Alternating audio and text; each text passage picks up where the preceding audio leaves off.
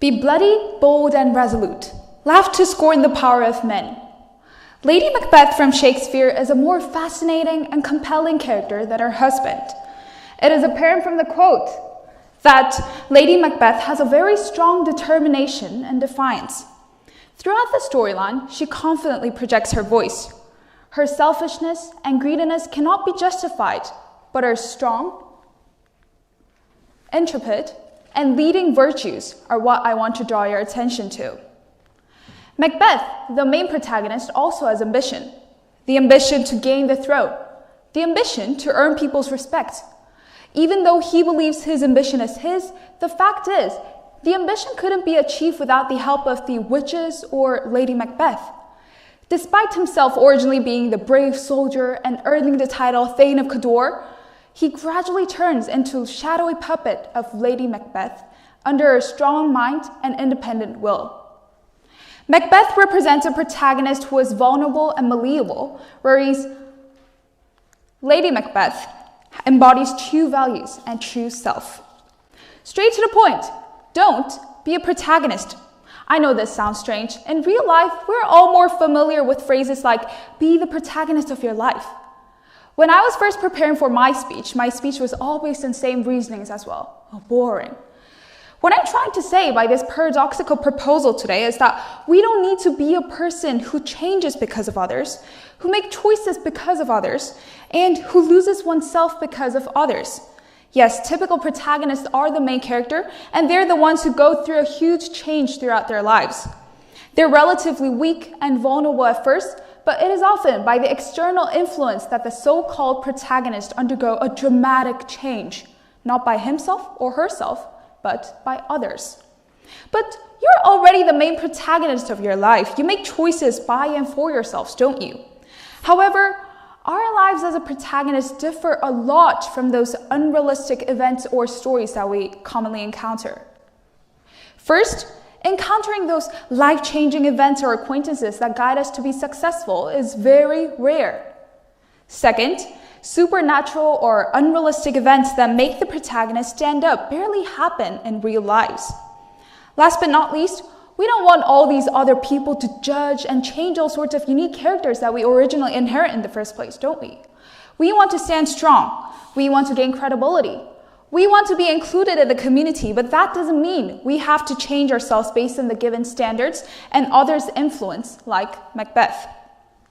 Rather, be a heroic antagonist. Of course, there are lots of nasty and selfish antagonists over there.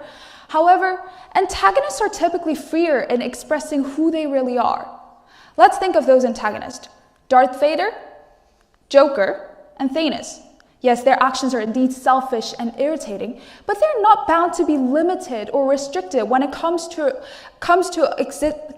alerting their existence or danger to the world. Look, they don't follow the standards or conventional rules that we set up. They're somehow more relaxed in manner and character. Those characters are always full of self-esteem and confidence, even without others' interference. Antagonists have a very clear standard and vision that they aim to pursue, and they do whatever action or option it takes them in order to fulfill their goals. And this somehow gives a more lasting impression to the overall audience. We need to reevaluate those antagonists. They're beyond the characters which add additional spice to the dynamic events. They're the ones who show more mature and successful qualities in their identities. Including myself, I've seen lots of people trying to change and distort themselves simply to fit into the society. However, what's the point of joining the community if you cannot be yourself in the first place? This is when I aspire you to be a heroic antagonist. Being a heroic villain and finding yourself at the same time, doesn't that sound so cool? Let me suggest you something. Try to regard yourself as a popular starring cast of a really popular drama. Your role is to make a lasting impact on the audience while being yourself. Your role is to oppose all the given standards as being an antagonist. No matter how many hardships or interruptions try to devalue you or hinder your plan, you have to stay in character. Preparing for this speech, I myself tried to reverse my way of view as well. Whenever someone was trying to judge me, I imagine myself as an antagonist who doesn't surrender upon others' opinions easily. I maintain critical perspectives, then assessed upon my own standard whether or not to apply it in my real life or not. And what happened? I was able to feel confident.